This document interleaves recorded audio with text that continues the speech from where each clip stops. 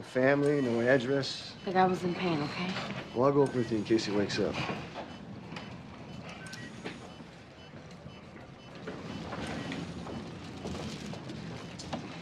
Maintain the peep around 10 and tell the unit they need central monitoring on this guy. You didn't even get a name. He really wasn't up for an interview.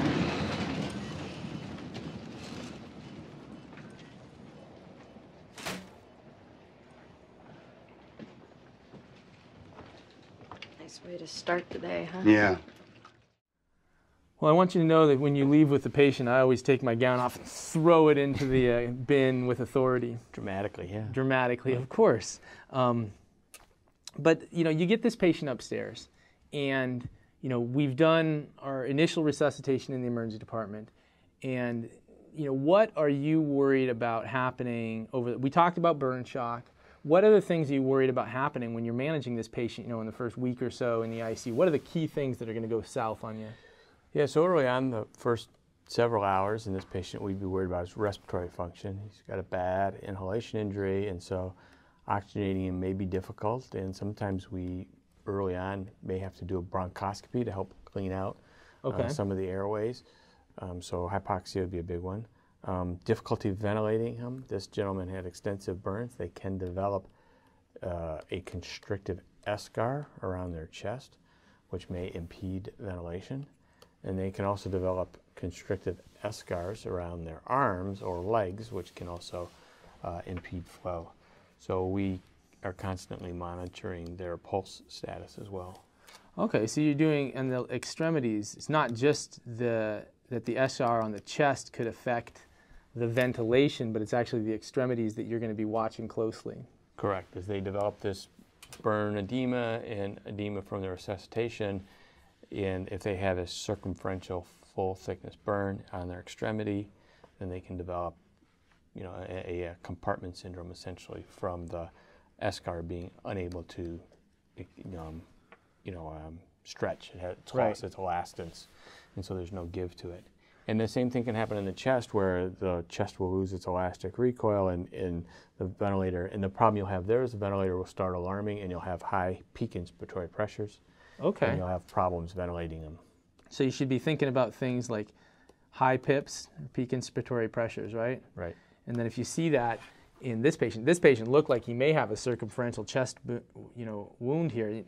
And I actually took some pictures of this patient because I don't think a lot of us have ever done a escharotomy on a patient.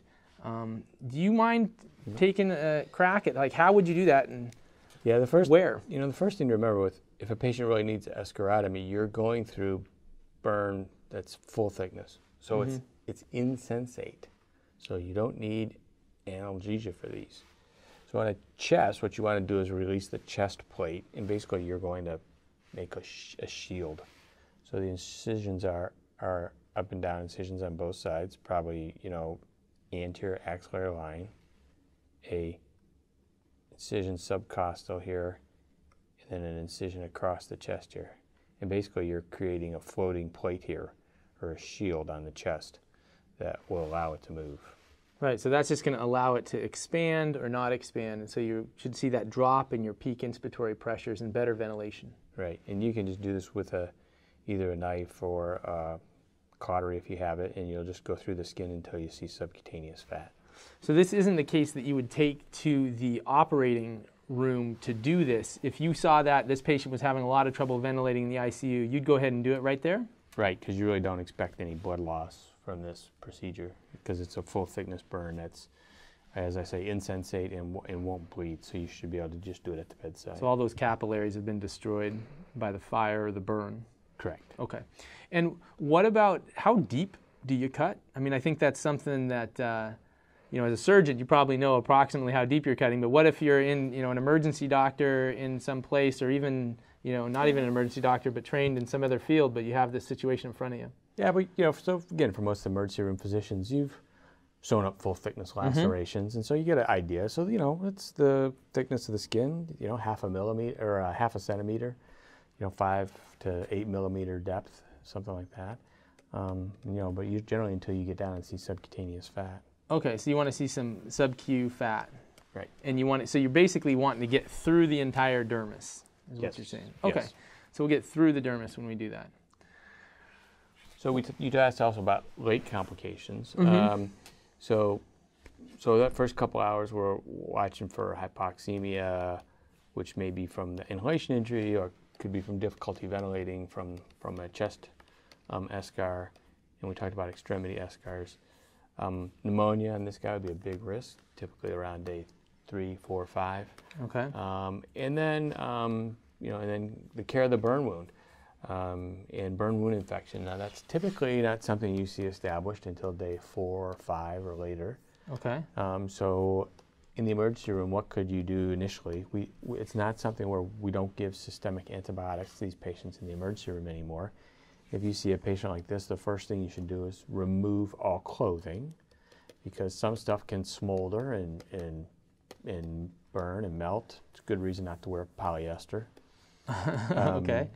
So you want to remove all clothing, and especially if it's an industrial accident, it could be contaminated as well. So you want to get everything off them. Okay. The first thing you need to do initially is generally just put a sterile sheet over them. Most ERs, even if they're not burn centers, will have a burn pack. And it's really just sterile blankets. And so you just remove all the dirty clothing. If there's any debris or possible chemicals on them, wash them off with just some water, and then put sterile sheets over them. When they get to the burn unit, most of the time, that first dressing change, we'll start to put topical antimicrobials on them. Okay. Silvadene is usually the most common thing we use. It's sort of straightforward and easy to use.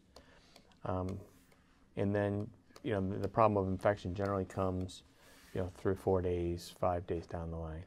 All right. The overall mortality for burns in the last 50 years has dropped dramatically.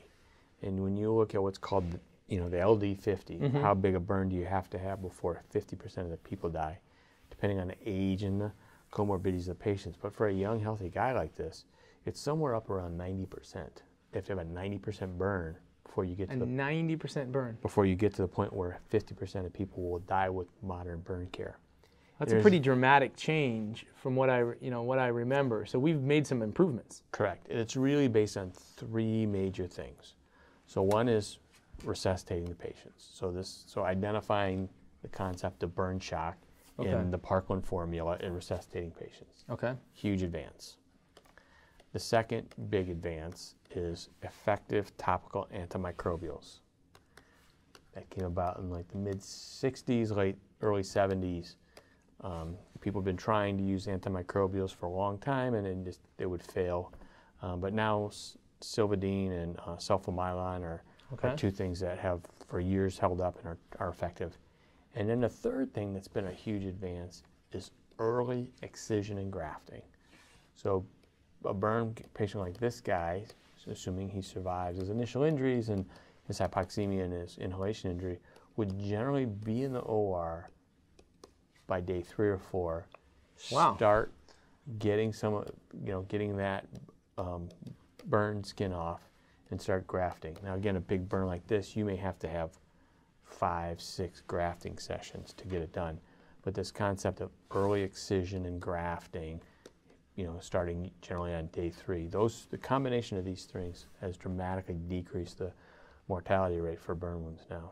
Well, that's fantastic. It's really helpful to get your expertise on this and learn some of the successes we've had. I know that, I've traveled to places where these successes are kind of still being implemented, and they're seeing some, but I don't think they're at the point where a 90% is where you get your LD50. So obviously we've come a long ways here at Stanford and other places. Yeah, and like I say, if you go to developing countries, the biggest problem is this third part, is getting to early excision and grafting. And a lot of these, they get them through the initial part, but a lot of these burns are allowed to heal by secondary intention. So you see a lot of burn wound contractures and such. But these 3 things have really made a huge impact in the United States. Well, thank you very much for coming by. I really appreciate your time, and that was excellent. All right, thank you very much.